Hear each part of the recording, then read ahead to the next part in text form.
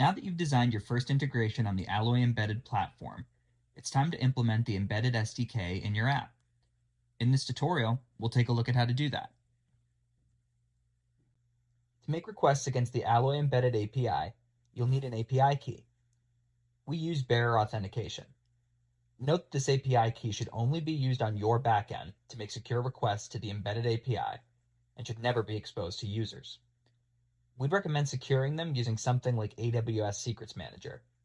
If you suspect your key could be compromised, you'll need to generate a new one immediately. Each time you generate a new API key, the previous key becomes invalid.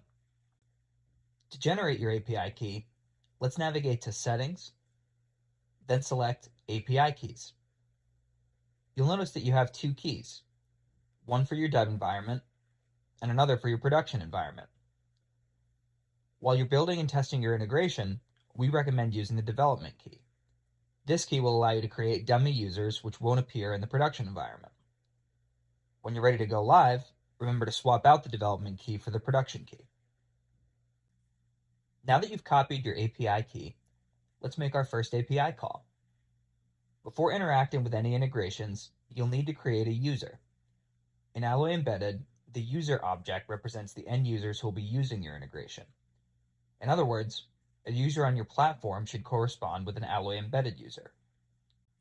We provide APIs to make it easy for you to instantly create a user on the fly and even batch create users for historical purposes. Refer to the API reference on our docs site for more information. Once you've created a user, the next step is to implement the integration so your users can connect your app to their other tools.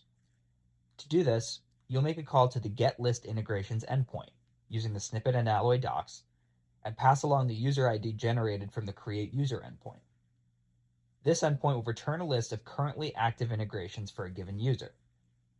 You can call the getListWorkflows endpoint to return details about the individual workflows that make up the integration. You can use the responses of these endpoints to design an interface for your integrations page.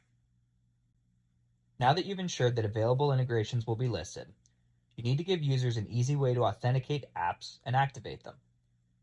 When your user is ready to activate an integration for the first time, they'll be prompted to authenticate. This is where the embedded modal comes in, to handle the various different types of authentication across our hundreds of supported apps. The modal presents a simple pop-up prompting the user to authenticate.